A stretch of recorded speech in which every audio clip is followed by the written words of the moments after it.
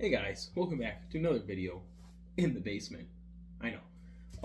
Real quick, just want to say, I missed last night's train. Iowa Interstate, I missed it. Long story short, I had a long day and I fell asleep at like 7 o'clock at night. So I'm gonna go, whoops. But we have a video before tonight. I'm gonna see Iowa Interstate tonight, don't worry. But I wanted to make this quick video because, for those of you who don't know, I actually sometimes will post stuff under the community tabs of my channel. And I decided, well, let me spoil an upcoming video for all you guys so you know what's going on. Yesterday, I went with Durley, and I went to Princeton with him because there just so happened to be a train show going on. We went there last year, and I didn't go with him. I went with my grandpa. We didn't find anything of use. So we went back this time together so we could actually know, like, we know what we're looking for and we're together. And I stumbled across the best thing I've ever seen in my life.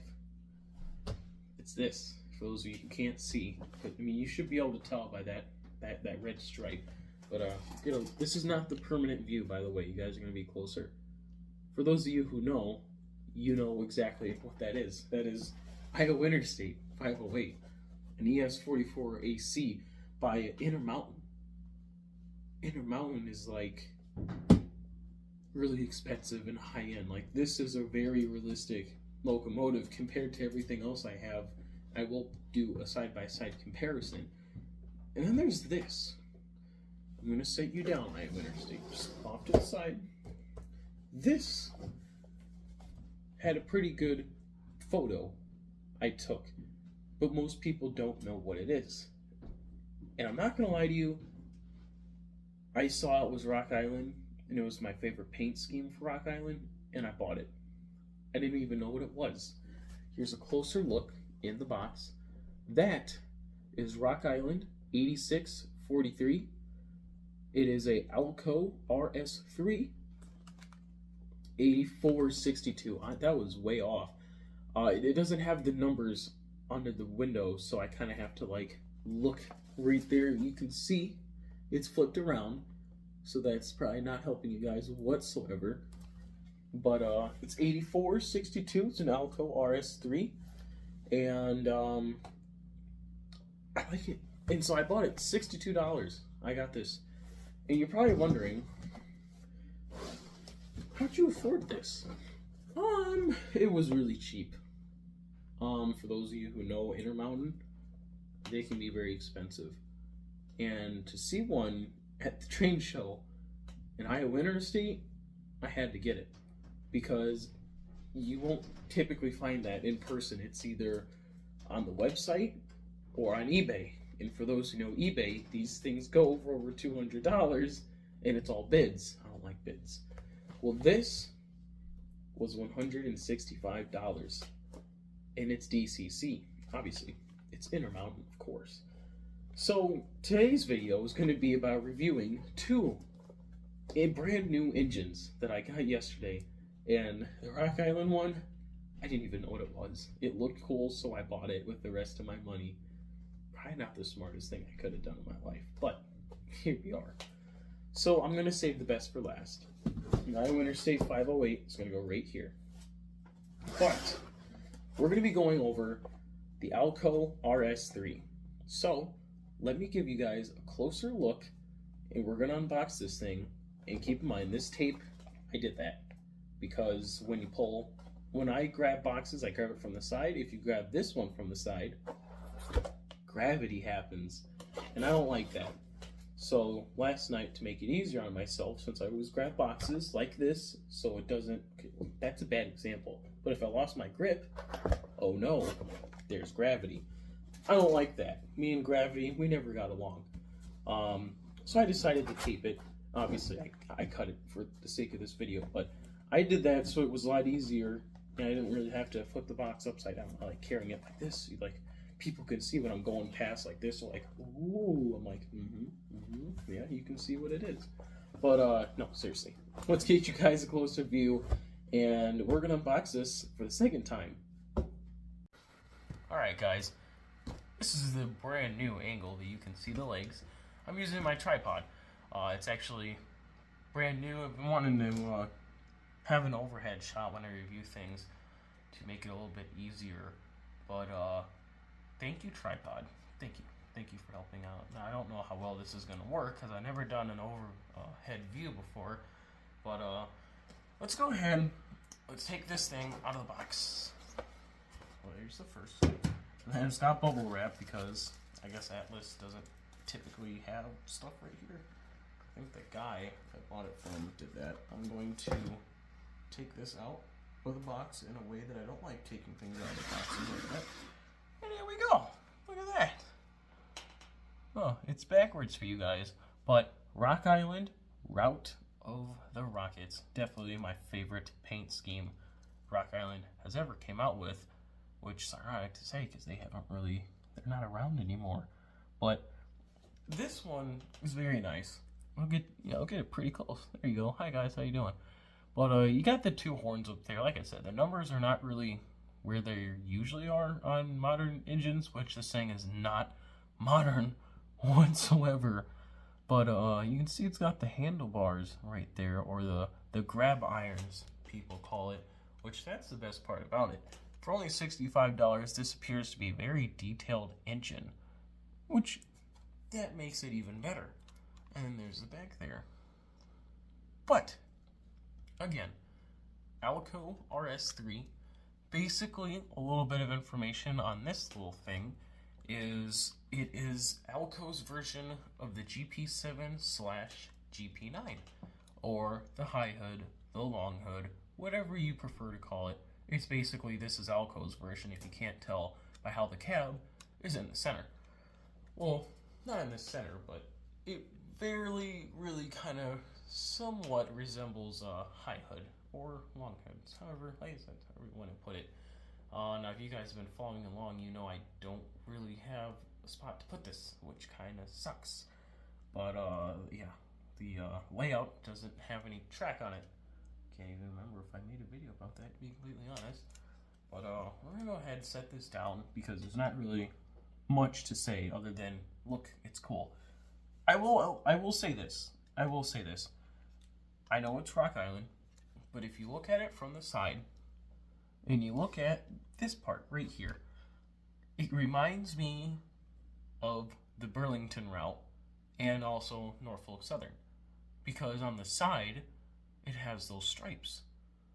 Now, I don't know what paint scheme the Burlington route used where it had that on the front, but it's obviously not the exact same color-wise, but not saying anyone copied anyone, I'm just saying that's what it reminds me of. It reminds me of the Burlington route and also Norfolk Southern. Pretty cool though, very cool. I want to go ahead and say this right now.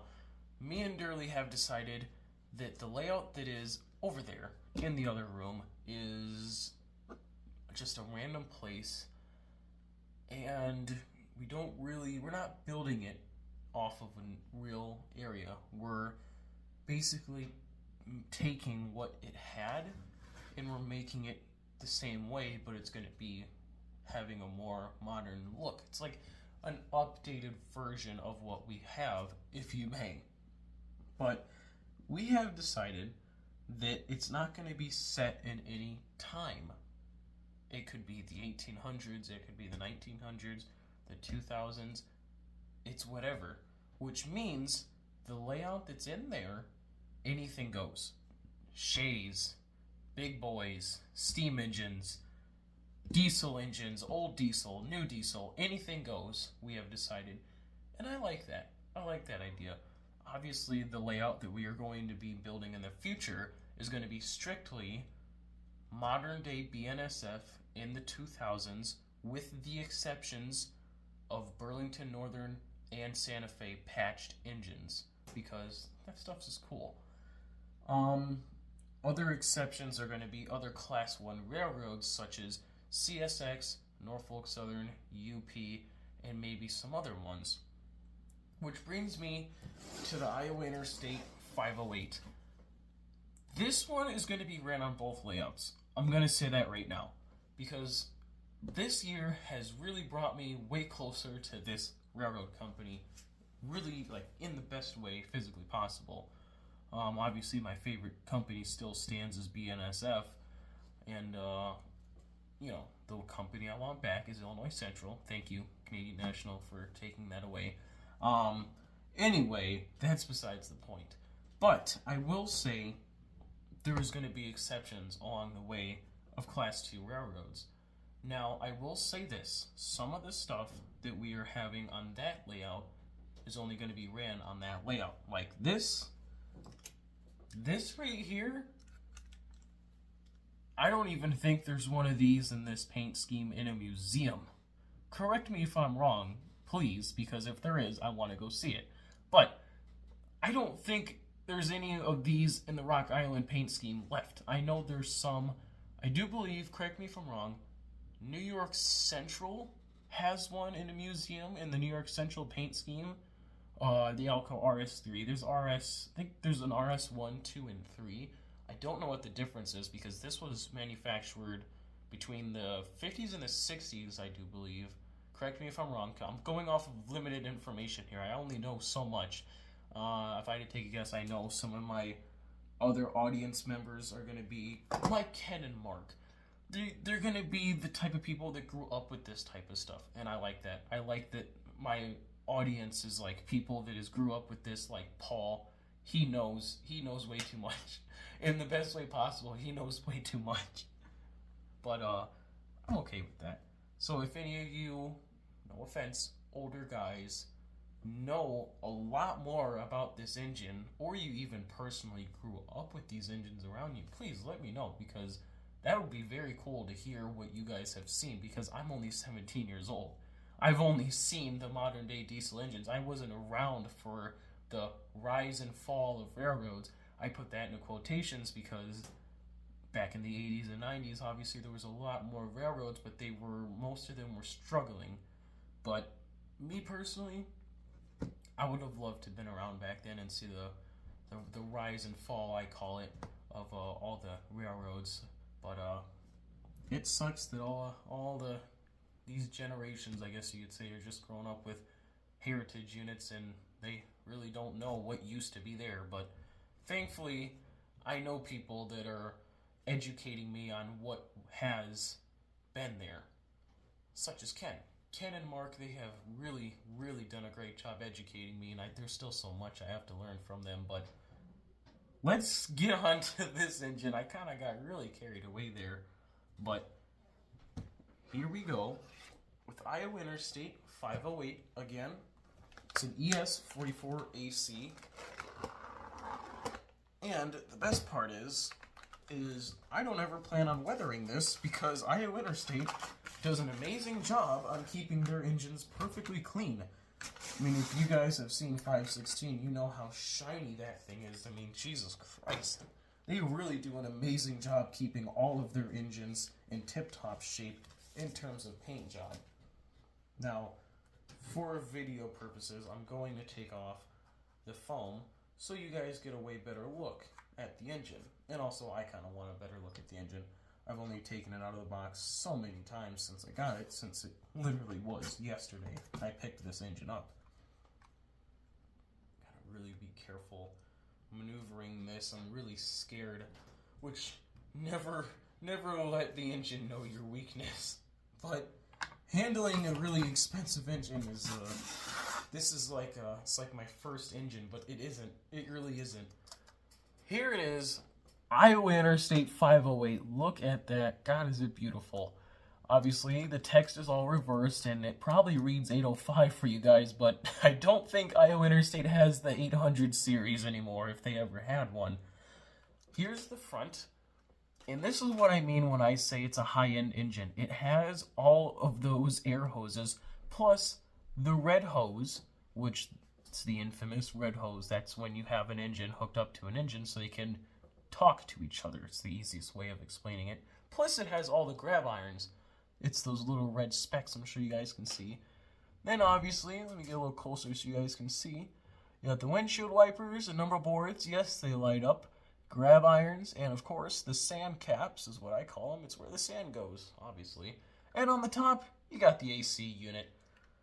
Now, I'm trying to hold this thing, I'm like, well, I guess I could just do this. You're going to see my thumbs. Nothing I can do about it. You got all those warning labels that you have, and there's the infamous K5HL, I do believe. Please correct me if I'm wrong. Ken, if you're watching this, I know you know. Iowa Interstate only uses 2 different horns. I do believe it's either 508 or 504 that has a louder horn. It's K5H? K5L? I don't know. I'm not a horn guy. Thank you, Ken, for making me really confused. If you're watching this, he's making me, I'm kind of learning a lot from him in the best way. Here's the other side. Obviously, it's pretty self-explanatory. The Iowa Interstate livery is really not that complicated, which is good. And you even got the little automated bell. Ugh. If only they'd use real ones still instead of the damn electronic ones. And then there's the back. Again, the numbers are swapped, so it reads 805. It's barely a 5. I don't know what that is. Then you got the grab irons, you got all the air hoses, and no, they don't really move. You can tap them and feel that they're flexible. They're like, if you have held a locomotive, an HO scale locomotive, you know how flimsy the handlebars are. That's what it feels like. It feels like it's made out of the same material. So obviously, I really don't want to be messing with those a lot. But we're going to go from a side view again, because this is the easiest way to hold an engine with 2 hands, is like this. In my opinion, of course. But, wow. Really, really beautiful engine. Really don't have much to say other than the camera's not doing it justice, because this engine is just beautiful. I mean, I'm pretty sure if I'm going to look in here, yeah, there's an inside on the cab. Obviously, it's not detailed. I do not know if there's even companies that make a detailed interior on these engines. Why would you? I mean, add people at best, but I don't think they're going to go full of detail. I mean, that's just, personally, it's a waste of time. But the amount of stickers and everything on this thing is just beautiful. And then the sun visors, they don't feel like that they move, so I'm not going to touch them. Because again, I really don't want to break this thing. But, I even got the mirrors. I don't know how. Yeah, look, you can kind of see it. Mirrors. Yeah, there's the interior. You guys can get a good look. It's like, it's there.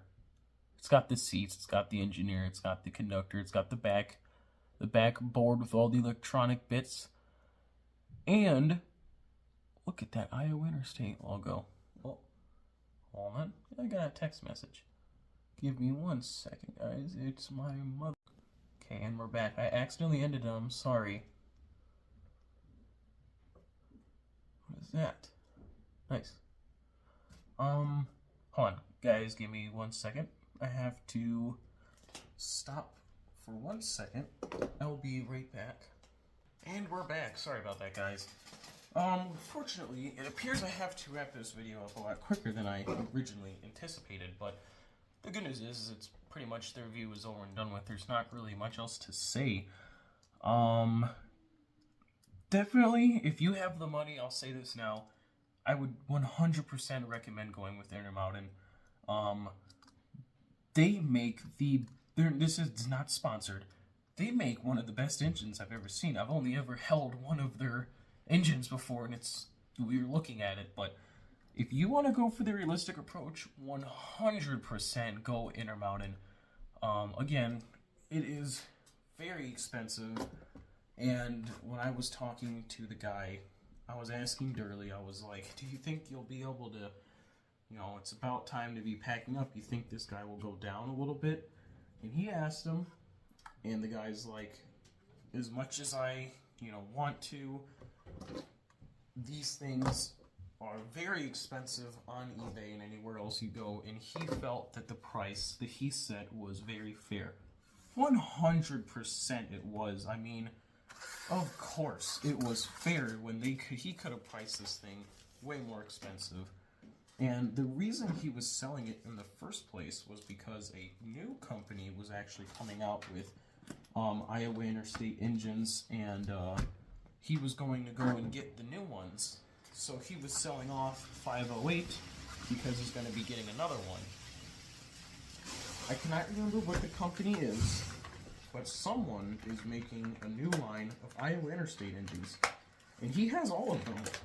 I had a conversation with the guy, and he had all the Heritage units.